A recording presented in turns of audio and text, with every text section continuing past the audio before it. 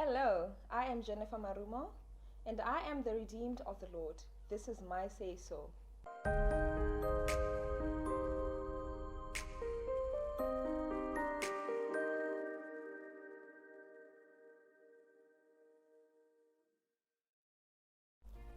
When I was a little girl, just growing up was quite interesting. Um, I remember going to primary school, and like it was the same primary school that my sister and my brother went to, and how teachers would always just point out how my siblings are more smarter than I am, and how they don't understand how we're made from the same material. And that sort of got to me, and it made me have a low self-esteem because academically I also started dropping. One specific teacher had said to me one day that I'm very stupid and I won't make it in life. That sort of sunk in and defined me for a very long time. And then I moved out from the town to a junior school now. And in this junior school, I still had the mentality that, I'm never going to make it like my older siblings. I'm not going to ever be smart enough, that I didn't have the grades enough to ever become what I wanted to become. And that really made me become a naughty child, a stubborn child, a rebellious child. I was always looking after, chasing after the cool things and being part of the very cool crowd.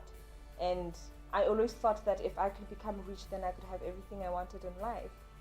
Little did I know that having all the money in the world, I didn't have all the money in the world, but then I thought money could buy love, money could buy education, money could buy acceptance.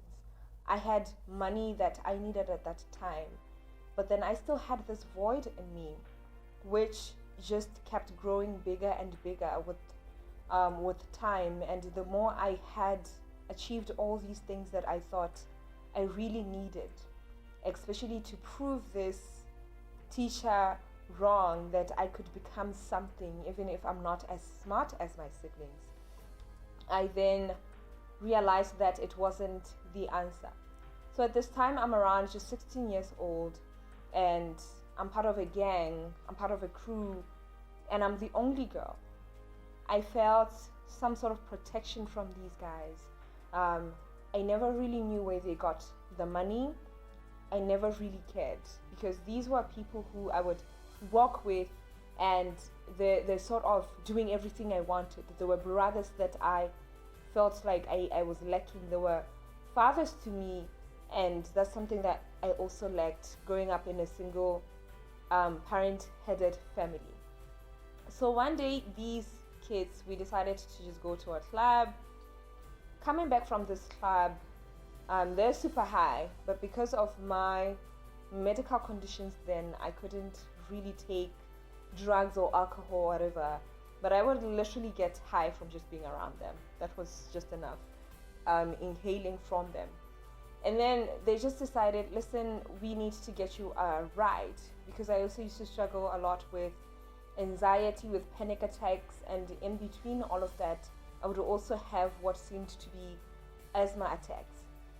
So this one day they just decided, we can't carry you all the way home, so we need to stop cars. But because we're a very large group, no car would ever stop for us. And then we just decided, why don't we reduce the number that we are, and then you start pretending to be extremely sick so that somebody else picks you up. And that's exactly what we did.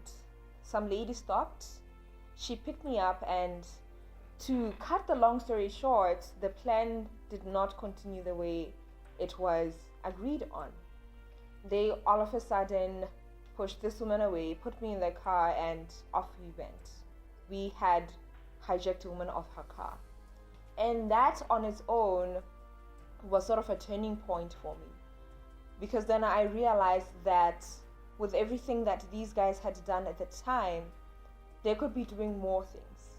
They were literally bullying other people, and I was part of that, even though I didn't know that I was a part of all of that. It's something that I grew up trying to avoid, being bullied, being laughed at and having somebody pick on you. But then I ended up in the very same crowd of people who were doing the same things to me when I was young, when I got older.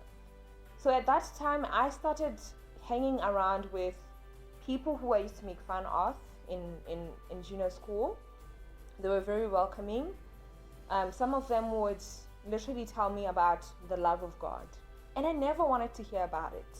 Because the question that came to my mind is, how can there be a God when there's all this pain? How can there be a God when people are bullying me? How can there be a God when people are dying? I was asking all these questions and I was very angry. I just didn't understand how there could possibly be a God that exists ever. I then moved to Gabs, to the city, which is the very fastest place I have ever been since I was born, because then I grew up in Orapa, which is a very secluded town and small. But then I moved to Gaborone, which first of all had a large population. And then there's all these cars and there's this fast life and there's everything else going on. So then at that point, I'm just like so confused, like, so is there still a God even in all of this? And how do I then adjust to becoming a Christian? And at this point, I can tell you I had tried everything. I was very tired of life. I was now even on stronger antidepressants because of the being bullied at school and not really knowing how to step up at home and say, I'm being bullied at school. I ended up being on antidepressants. I was a very sensitive human being. I had seen a whole lot of traumatic things growing up and had traumatic things happen to me too. So at this time, I'm just on stronger antidepressants and I'm just so very tired. I'm tired of trying. I'm tired of trying to figure out how this whole Christian thing works, if it's even for me, how this life thing works. But then one day I met a lady who was my chemistry teacher. My chemistry teacher introduced me to Christ, and then eventually I became a Christian. Now that's where I want you to pay closer attention. Because even being a Christian, being a prayerful person who understood the love of God, I still didn't have a relationship with Him. I thought I had a relationship. I was doing the right things, I was taught the right things, I was reading the Bible the right way, I was going to church, I was serving in the church, and I was basically almost the perfect Christian. I was sold out into Christianity. In years of being a Christian, I was still walking around wounded. Even in my walk with Christ, I would still be almost like, I'm trying to think of the perfect way to describe this. I was walking around wounded and like a rotten potato. And it's like, I'm smelling, I'm stinking, even around people who, from a distance, they would think, oh my goodness, this person is such a perfect Christian. But when they got closer to me, then there's this smell. Because it's like everything that came out of my mouth is bitterness. My actions are bitterness. I'm just this negative person who is complaining all the time. And yet I'm serving in the church. And yet I am the one who is there in the praise and worship, ministering to people. Until a time I decided I was good enough. I decided on my own that I was very good enough and I deserved to go out as a missionary. I went to a missions training. When I got there, my goodness, for the first time I met Jesus Himself. I met God. I got to know the Father heart of God. And it took a very long while for me to be able to say, I feel like this is God. Because going there, I came with all confidence, knowing that I'm definitely going to make it and I'm going to be made the leader. I'm in Yes Men. I know the material. Yes Men. I've been to such and such a place and I was teaching people and I was this and I was this and I was this. Little did I know that I'm doing all of this. I'm busy running around, catching fish for the Lord, and He still is saying, I want to know you. Because whether I liked it or not, whether I liked the reality, which was I didn't know God. I thought I knew God, and I've been running with who I thought God was and not the actual Him. And that's where the frustration most of the time came from. Because it's like I had this bubble which I put God in, and it's like he's like some sort of vending machine. You know, I gotta put in some coins, then yeah, I feel like drinking Coke today. Won't you just give me that Coke? You know, and it's like if this vending machine doesn't work, I don't know if you've seen this, then you start slapping it on the side and kicking it, and it just doesn't keep working. And then you sort of press a certain button, and then your money has to be returned. And if you're not refunded, then you go to the store manager, and then they have to give you the money.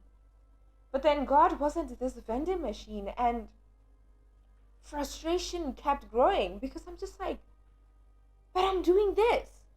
Why don't you give me the chocolate? I'm putting in the coin. Why don't you? And that's where more and more and more frustration kept coming. And you can imagine even with the team, I mean, we came with different issues, but I started even seeing, it's not like I couldn't see it, I started hating the person that I was. Because now it's like, I'm complaining about everything, and oh my word, you guys, the dishwasher's finishing, this and that and that. Why is a fly passing by me? Am I dirty? Am I smelling? You know, literally everything that was there to complain about, and that isn't there to complain about, then I'm there to complain about it. This clock is ticking too loud. It was a mess. I started realizing that my Christian life was all about works and works and works, and not allowing myself to sit at the feet of Jesus and get to experience him, and getting to know that I mattered to him, that he would still die for me even if I was the only one. I never thought that I would one day sit and say, the Lord has delivered me. That the Lord, I would say that I'm a healed human being, that I can still smile even if I failed at something, that I can still be happy. But just by allowing God to work in my life and to be Lord over my life, meaning him being the leader of everything and me and him being the center of my heart, is what really mattered, is what really was necessary. Because then after that, after the mission and just allowing God and finding growth in all of this, that's when things just started working on their own. I didn't even need to put any effort. I didn't need to feel like I was good enough. In fact, after then just realizing how far God has brought me and just getting closer to him, I started feeling unworthy of even his presence, unworthy of his love. And that is when God started really working. Because I then started going to places which I never imagined myself to go, and started realizing what missions really is, what loving people the God way really is. I went to villages in my own country, and it was just to interpret, just to translate, because that's all I thought I could do. But then just seeing how God used my walk, my story, the struggles that I've been through, and the experiences that I've had was just amazing. It's just still amazing. I just want to encourage you. Maybe you've been in a situation like mine where it just feels like everything is going wrong, where it just feels like you're just being rejected, and everything that you touch goes wrong or just doesn't work out. Or you just don't understand why you're alive and why you don't have certain things that certain people have. Or you just feel like you're just too sick or too broken for anybody to understand, including yourself. Maybe you're that person and you just want to lose hope, and you don't even know if you are strong enough to even take a single day. Don't do it. You don't need strength. You don't need to feel capable enough. Don't try to be any of those things. Just give it to God. And when I say give it to God, I'm not talking about going in front of God and saying the perfect prayers and being fake and whatnot. God is not afraid of our broken prayers. God is not afraid for you to ask Him all those deep questions, because that's what it takes to ask Him all these deep questions. Where were you when I was abused? Where were you when such and such happened? Why did you allow death to happen? Ask Him all these questions. He is a faithful God who answers. He will answer you. I stand here confident in Him being provider, because He has provided for me in ways that I never even imagined. I'm confident in Him being a healer, because He has healed me. And I believe that the same God and the same power that raised Jesus Christ from the dead is the same God that's still alive now. And He can do it for you.